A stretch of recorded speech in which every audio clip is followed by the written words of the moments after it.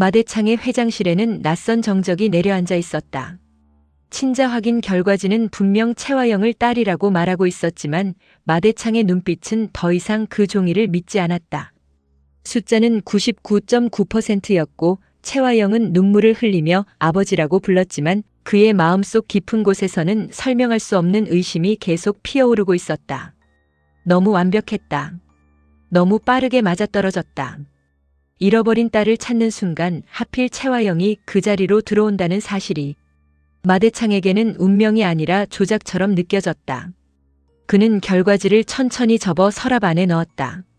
그리고 낮게 중얼거렸다. 채화영은 내 딸이 아니야. 그 말은 누구에게 들려주기 위한 말이 아니었다.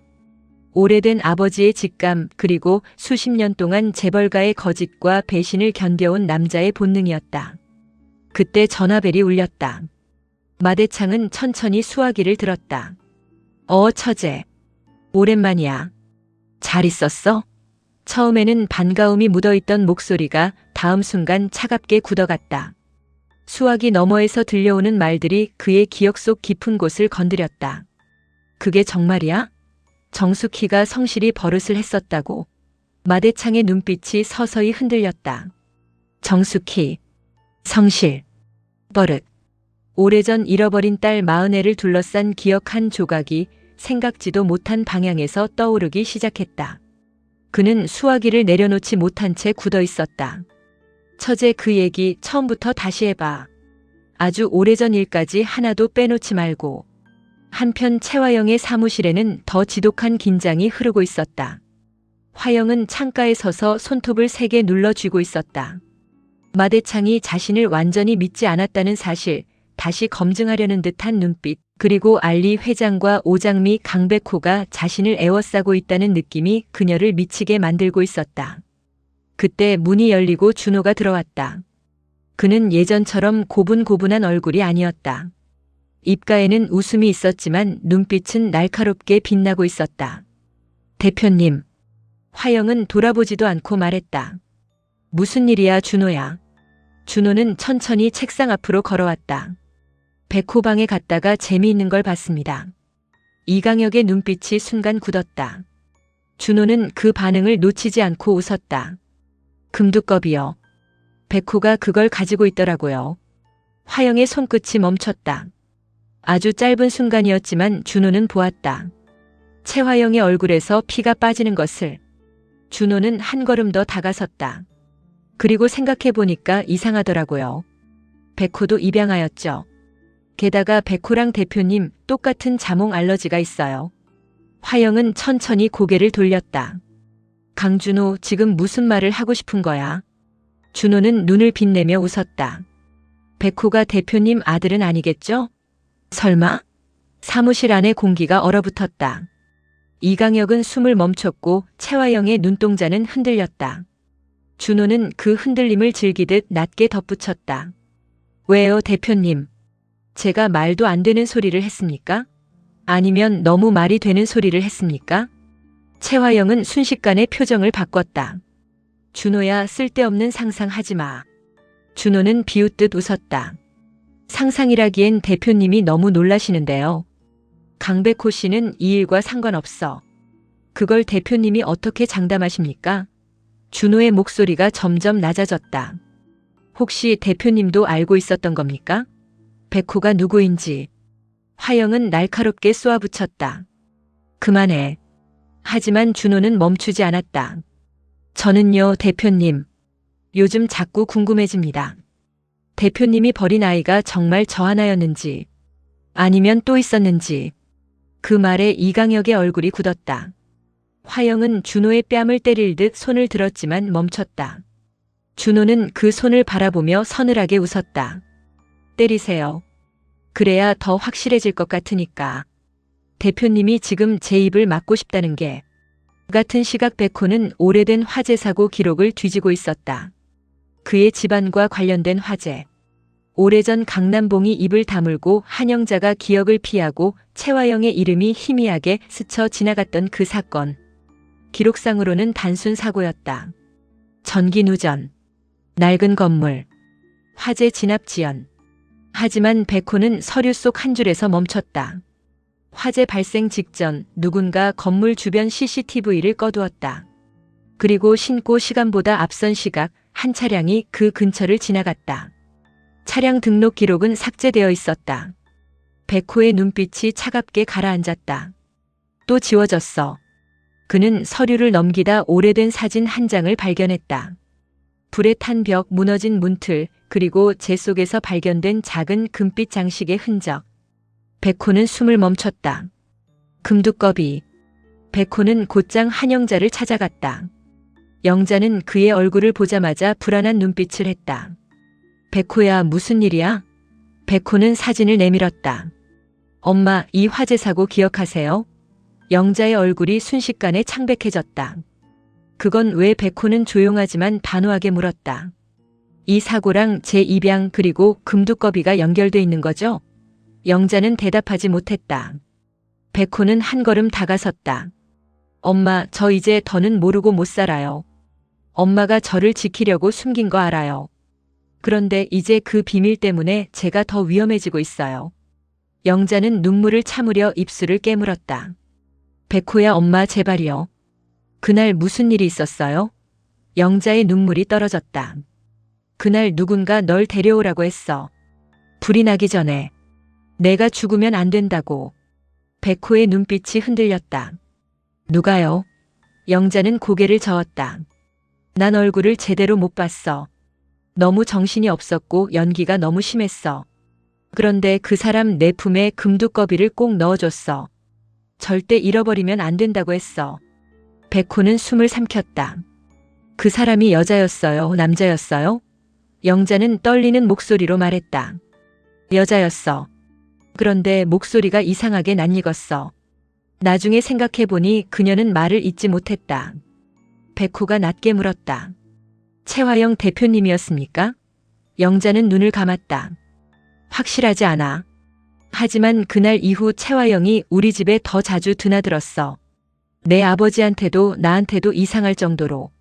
드림그룹 회장실에서는 마대창이 오래된 처제의 말을 다시 곱씹고 있었다. 성실히 버릇 그는 낡은 사진첩을 꺼냈다. 사진 속에는 어린 은혜와 함께 찍힌 가족 사진이 있었다. 아이는 웃고 있었고 손가락 하나를 입가에 대는 독특한 버릇을 하고 있었다. 처제가 말한 것은 바로 그 버릇이었다. 정숙희가 오래전 정신이 온전하지 않던 시절에도 그 버릇을 했다는 말. 마대창은 사진을 움켜쥐었다. 정숙희가 왜 은혜의 버릇을 그의 눈빛이 깊어졌다. 만약 정숙희가 은혜를 알고 있었다면, 만약 정숙희가 마은혜와 연결되어 있었다면, 최화영보다 먼저 확인해야 할 사람은 알리 회장이 아니라 정숙희였다. 그날 밤 마대창은 정숙희를 불러냈다. 장소는 드림그룹 본가의 오래된 별채였다. 바깥에는 비가 내리고 별채 안에는 낡은 나무 냄새와 오래된 가족 사진들이 걸려 있었다. 정숙희는 알리 회장의 화려한 모습이 아닌 차분한 검은 옷차림으로 나타났다. 마대창은 그녀를 오래 바라보았다. 정숙혜 씨. 숙희는 그의 호칭에 잠시 눈을 내리깔았다. 더 이상 알리 회장이라는 가면으로만 숨을 수 없다는 것을 알았다. 회장님. 마대창은 사진 한 장을 내밀었다. 이 아이를 기억합니까? 숙희의 손끝이 미세하게 떨렸다. 사진 속 어린 마은혜. 입가에 손가락을 대고 있는 아이. 숙희의 눈빛이 흔들렸다. 마대창은 그 흔들림을 놓치지 않았다. 정숙혜 씨가 오래전 이 아이의 버릇을 했다고 들었습니다. 왜입니까? 숙희는 대답하지 못했다. 마대창의 목소리가 낮아졌다. 최화영은 내 딸이 아니라고 생각합니다. 그런데 정숙혜 씨는 내 딸에 대해 뭘 알고 있습니까? 숙희는 한참 동안 침묵했다. 창밖의 빗소리가 두 사람 사이를 메웠다. 그녀는 사진을 바라보다가 떨리는 숨을 내쉬었다. 회장님, 그 아이 이름을 너무 늦게 물으십니다. 마대창의 눈빛이 흔들렸다. 무슨 뜻입니까? 숙희는 눈을 감았다. 기억은 칼처럼 돌아왔다. 아이의 울음소리, 피 묻은 옷자락, 최화영의 도끼 어린 눈빛, 그리고 누군가에게 안겨 사라지던 작은 몸. 숙희는 겨우 말했다. 마은혜라는 이름 채화영이 입에 올려서는 안 되는 이름입니다. 마대창은 숨을 멈췄다. 왜입니까? 수키의 눈에서 눈물이 고였다. 그 이름도 빼앗겼으니까요. 한편 채화영은 준호의 의심 때문에 완전히 불안정해져 있었다.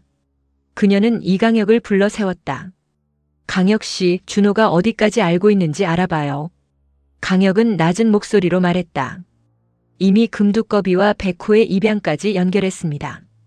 화영의 눈빛이 흔들렸다. 그 애가 백호를 물고 늘어지면 안 돼. 대표님, 준호 씨를 통제하기 어려워졌습니다. 통제해야죠. 당신이. 강혁은 한참 그녀를 바라보다가 물었다. 대표님은 정말 강백호 씨가 누구인지 모르십니까? 채화영의 얼굴이 굳었다. 그게 무슨 뜻이에요? 강혁은 조심스럽게 말했다. 자몽 알러지, 금두꺼비, 입양, 화재 사고. 이 모든 게 우연이라고 보십니까? 화영은 이를 악물었다. 우연이어야 해요. 그 말은 확신이 아니라 기도에 가까웠다. 강혁은 처음으로 채화영이 두려워하고 있다는 걸 보았다. 그녀는 백호가 자신의 아들일까봐 두려운 것이 아니었다. 백호가 자신이 벌인 죄의 증거가 될까봐 두려운 것이었다. 준호는 그날 밤 백호를 찾아갔다. 병원 복도 끝 두 사람은 마주 섰다. 준호의 눈에는 조롱과 분노가 뒤섞여 있었다. 백호야. 백호는 차갑게 바라보았다. 무슨 일입니까? 준호는 웃었다. 너랑 나 참 웃기지 않냐? 둘 다 입양하고 둘 다 채화영 대표 주변을 맴돌고 둘 다 뭔가 숨겨진 이름이 있고. 백호의 눈빛이 굳었다. 하고 싶은 말이 뭡니까? 준호는 한 걸음 다가섰다. 너 혹시 채 대표님 아들이냐? 백호의 얼굴이 굳었다. 준호는 더 날카롭게 웃었다. 왜 놀라? 너도 생각해 본 거 아니야? 금두꺼비는 왜 내 방에 있었고 자몽 알러지는 왜 채 대표님이랑 똑같고 내 입양 기록은 왜 그렇게 지워져 있을까? 백호는 준호의 멱살을 잡았다. 입 조심해. 준호의 눈빛이 흔들렸지만 그는 웃음을 멈추지 않았다. 왜? 무서워? 내가 채화영 아들이면 오장미 씨는 어떻게 보려고? 백호의 손에 힘이 들어갔다. 장미 씨 이름 입에 올리지 마.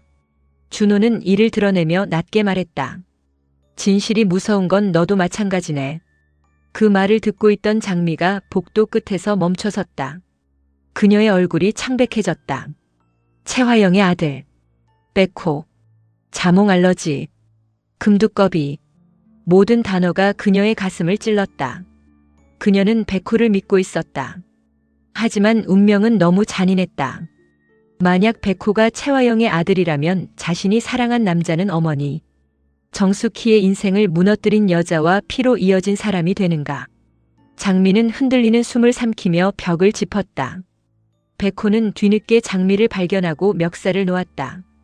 장미 씨. 장미는 애써 고개를 저었다. 아니에요. 나 괜찮아요. 하지만 목소리는 전혀 괜찮지 않았다. 백호가 다가가려 하자 장미는 한 걸음 물러섰다. 그 짧은 거리 하나가 두 사람 사이에 거대한 벽처럼 세워졌다. 백호의 눈빛이 무너졌다. 장미는 정숙희를 찾아갔다. 어두운 방 안 숙희는 마흔의 사진을 들고 앉아 있었다. 장미는 문 앞에 서서 떨리는 목소리로 말했다. 엄마, 백호 씨가 혹시 채화영 아들일 수도 있대요. 숙희의 손이 멈췄다. 사진 한 장이 바닥으로 떨어졌다. 장미는 울음을 참으며 말했다. 아니겠죠? 그럴 리 없겠죠? 그런데 왜 이렇게 무서워요, 엄마?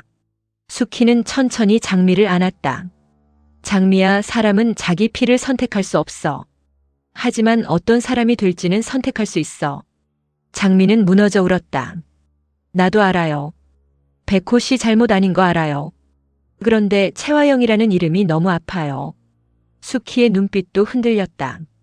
그녀 역시 백호를 미워할 수 없었다.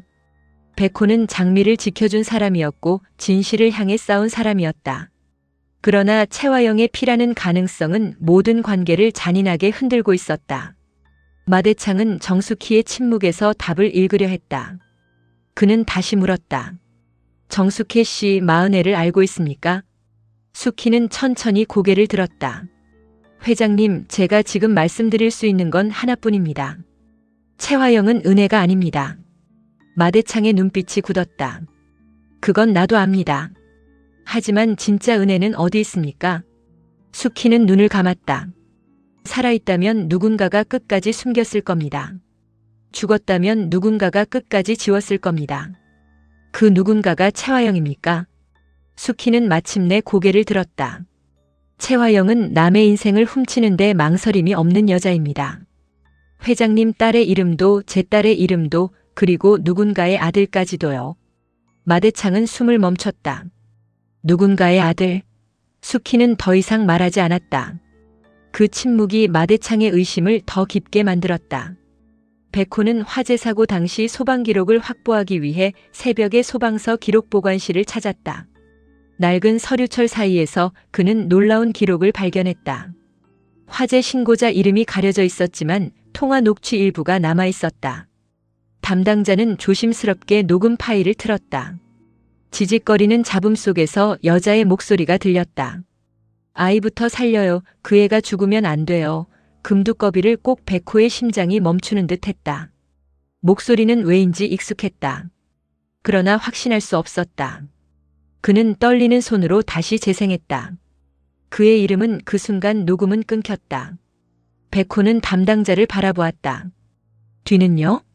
담당자는 난처하게 말했다. 그 뒤 파일은 손상됐습니다. 그런데 원본 백업이 하나 남아있을 수 있습니다. 다만 뭐죠? 당시 수사 자료를 가져간 사람이 있습니다. 이강혁 씨입니다.